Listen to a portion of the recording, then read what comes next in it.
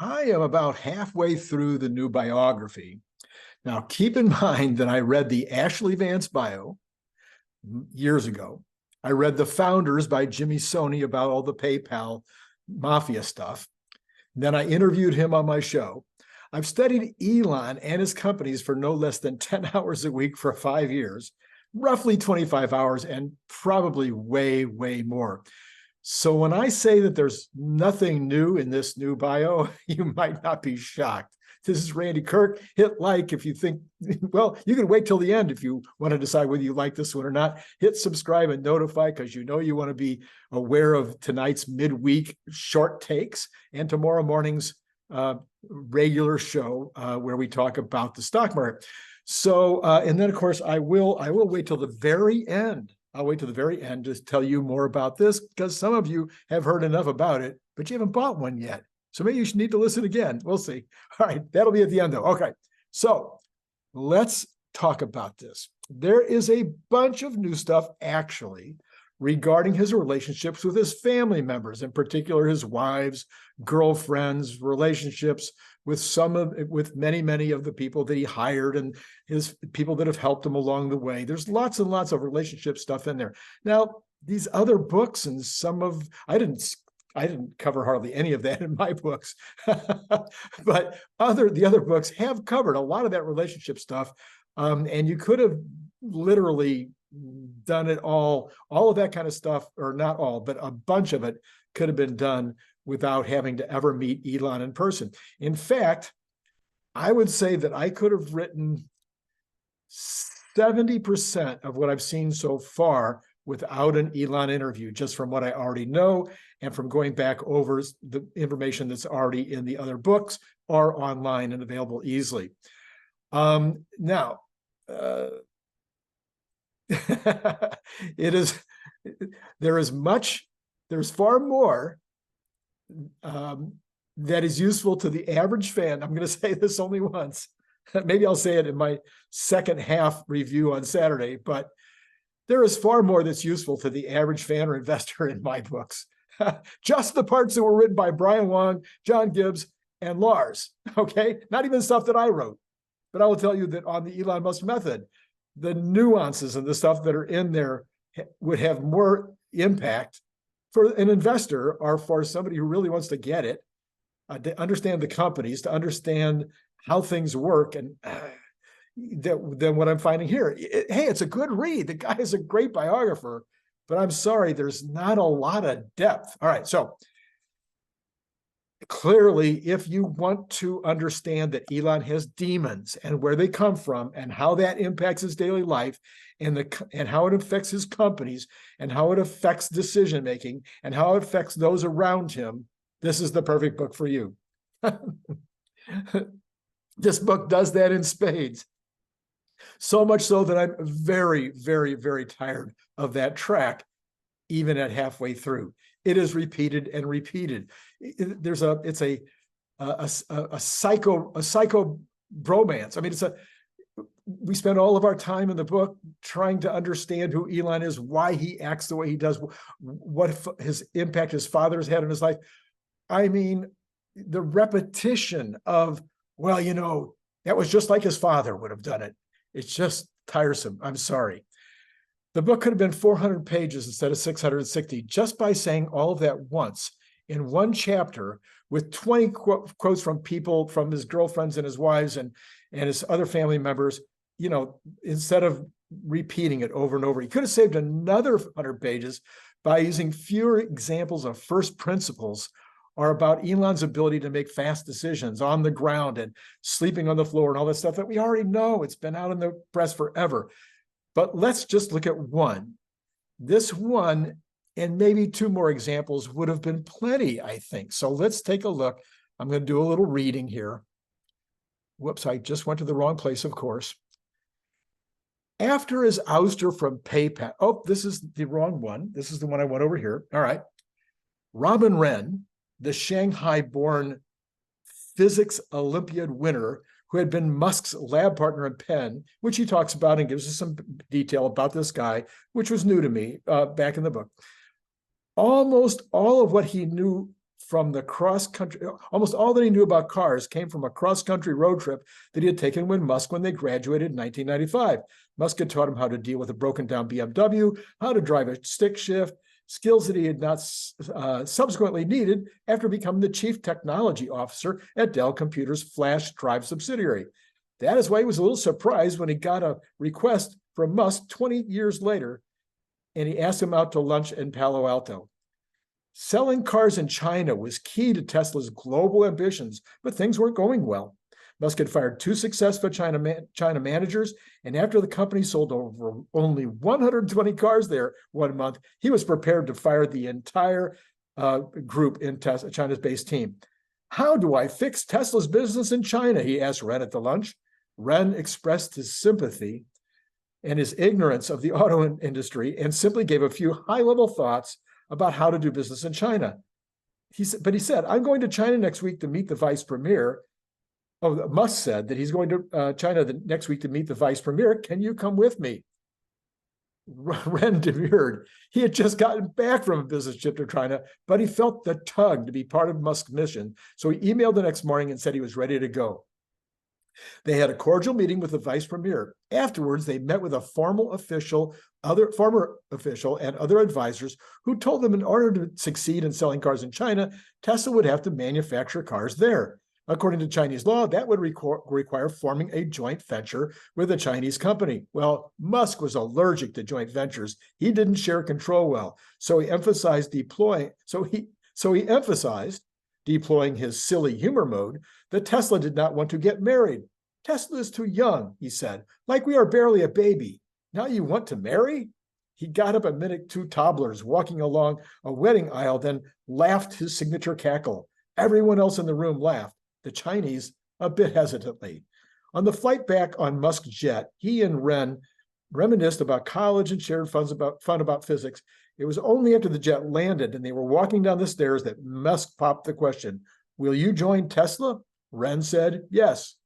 There's an example of his on-the-ground, quick decision-making.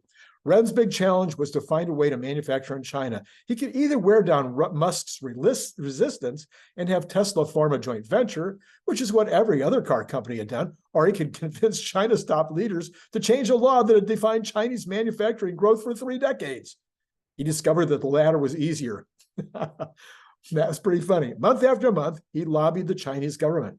Musk himself went back in April 2017 to meet with Chinese leaders again. We kept explaining why it would help China to have Tesla build an auto factory, even if it wasn't a joint venture, Ren says. As part of President Xi Jinping's plan to make China a clean energy innovation center, China finally agreed in early 2018 to let Tesla build a factory without having to enter into a joint venture.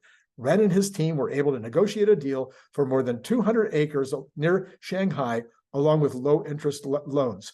Ren flew back to the U.S. to discuss the deal with Musk in February 2018. Think about this now, February 2018. Unfortunately, that was in the midst of Musk's production hell at the Nevada battery factory, and he was in such a frenzy on the floor that Ren could not corner him. They flew back to Los Angeles later that night, but it was only after they landed that Ren got a chance to talk to him. Ren started to go through a slide deck with maps, financing commitments, and deal terms, but Musk did not look at them. Instead, he stared out the window of the plane for almost a full minute. Then he looked at Ren directly in the eye. Do you believe this is the right thing? Ren was so taken aback that he paused for a few seconds before saying yes. Okay, let's do it, Musk said, and he left the plane.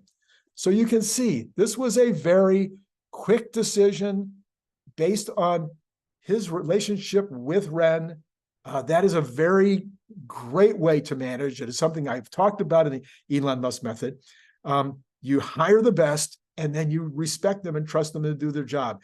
You give them ownership. So a great example of that, but one example of making those kind of decisions, making wise decisions on the floor, and then maybe a couple of other, maybe 5 examples, but literally in the first half, there must be, I don't think I'm exaggerating, 25 or 30 such examples, and it's just too much. Anyway, so far, his look at the other companies has been super shallow.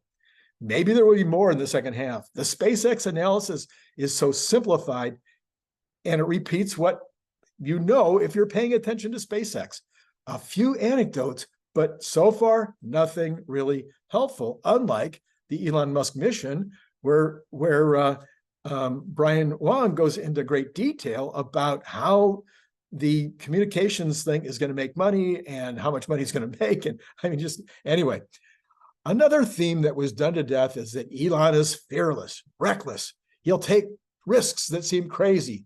But how many times do we need to hear it? I have one spot that I'll now read to you that tells the story pretty well. And I think this would have been adequate to cover the subject. The chapter is called Flying. After his ouster from PayPal, Musk bought a single-engine turboprop and decided to learn how to fly like his father and grandparents had done. In order to get his pilot's license, he needed 50 hours of training, which he crammed into 2 weeks. I tend to do things very intensely, he says. He had an easy time with the visual flight rules, but he failed his first instrument flight rules test. He said, you have a hood on so you can't see outside, and you have half your instruments covered. He says, then they shut down one engine and you have to land the plane. I landed it, but the instructor said, not good enough, fail. On the second try, he passed. That emboldened him to take the crazy step of buying a Soviet bloc military jet built in Czechoslovakia called the Aero L-39 Albatross. It's what they use to train fighter pilots, so it's incredibly acrobatic, he says. But it's a bit dicey, even for me. At one point, he and his trainer took it on a low-altitude flight over Nevada. Elon says, it was just like in Top Gun. You're no more than a couple of 100 feet above the ground, following the contour of the mountains. We did a vertical climb up one side of a mountain and then turned upside down. The flying appealed to his daredevil gene. See, this is over and over again. It also helped him visualize aerodynamics better. It was not just a simple Bernoulli's principle, he said, as he launches into an explanation of how wings lift a moving plane. After about 500 hours of flying the L-39 and other planes, he got a bit bored with it, but the allure of flight remained. So again, this is yeah, I liked it. This is good. And I think that one example of how reckless he can be, he appears to be sometimes, how fearless, how he's just willing to dive on in. You know, that one was a good one, maybe a couple more, but so many. Okay, those are my first thoughts. I don't know if that's helpful to you, whether it makes you want to read the book. I'm not trying to turn you off from reading the book. If you like Elon, if you like Tesla, if you want to know everything there is to know, and you really want to understand the man, yeah, the book is well done. It's very well written. You won't get bored. I'll promise you. Well, I did fall asleep twice, but I was tired. Okay. Anyway, I think it'll take me until Friday to finish the book, and I'll do part 2 of the analysis on Saturday. And don't forget to check out my midweek show later today. Okay, now let's talk about something important. let's talk about the amazing magnetic bottle opener Cybertruck that can be yours for just $25. Do I sound like a television commercial? I always wanted to do one of those. I think I could have done it well. Here it is. Just, hey, it's exactly the thickness of the, no, okay, you don't want all right, I'll go back to normal. So I just got Bob Howard, just sent me a quick email and he gave me a lot of suggestions and ideas. He said, look, I just got mine in the mail and it's great. He really loves it. And so there you go. There's one. There's one. I haven't sent one to my mother. I'm sure she would agree. Okay. Listen, it's a great promotional, something you can give away to friends, family. You can use it as part of a contest. You could hand it out at a trade show. I mean, there's so many millions of ways you could do this. You want one, of course, for your own use. If you ever open a bottle, if you ever open a beer bottle or some of these new waters come in bottles because people like to drink them out of a nice glass bottle. It's amazing. It's only $25. By the way, you know by now, if you've seen this, my ongoing wonderful commercial, you've seen me do this 100 times now. I can't even open this box because it's too clever. But both products, whether you buy the Cybertruck in the camo or whether you buy it in stainless, and don't forget to tell me which one you want. I would say 20% of you are failing to tell me which one you want. Anyway, Here's the camo version. It's just as cool. Comes in the box, a very nice Apple style magnetic box. So if you're giving it as a gift, it's going to really make a great impression. So $25, information below. You just send it to my PayPal, paypal.me/ all lowercase, Randy Kirk. That's it. PayPal.me/ lowercase, Randy Kirk. $25 a piece. If you're not in the United States, you need to send an extra $20 for freight. That doesn't matter how, if you buy one, it's $20 extra. If you buy 15, you don't pay any more extra freight. One time on the $20, okay? And then the other way you can do this is you may have been thinking you should join Patreon anyway, and you may have been thinking you want to join Patreon at the $5 level, and you'll get one of my books on audio. If you join at the $10 level, you can have both of those books, or there's two other books. When Friday Isn't Payday, which has been out for 30 years, is in its third, 30 years, and is in its third printing. Third edition, which was recently updated, are Making Money Out of Thin Air, which teaches you how to be better at reading your financial statements. If you own a business or you're managing a business, or if you just want to understand how to read Tesla or companies you invest in, how to read their financial statements and see the problems and the issues that you may not have known how to do. And I do it in a very simple way. You don't have to be a math genius to get it. And I had Shayla Chamberlain, my CPA and a good friend. She's brilliant. She helped me write it. And if you need a great CPA, get the book, read the book, see if you don't agree that Shayla's amazing, and then hire her. If you have complex tax issues, if you own your own business, you need Shayla to do your taxes. Anyway, and to help you, actually, she's a CPA, has her master's in business administration, and she's also a certified management consultant. Management, that's not right. I'm saying it wrong. But anyway, so she's really good. You should use her. All right. That's all I got. Oh, so you get one book at the $5 level, two books at the $10 level, or you can get the camo or the stainless version of the Cybertruck for the $10 level. Not both, one or the other. Somebody tried for both. Only one person so far thought that maybe they could get both. All right, that's all I got. It's been great talking to you.